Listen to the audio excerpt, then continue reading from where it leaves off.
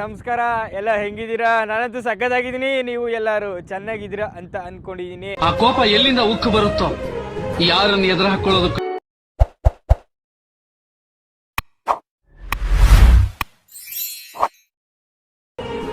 నిస్వార్థమెంత గొప్పదో ఈ పదము రుజువు కట్టదా శిరాలు లక్ష వంపదా చిరాక్షరాలు రాయదా నిసీధి ఎంత చిన్నదో నీ కంటి చూపు చెప్పదా నీలోని వెలుగు పంచగా విష.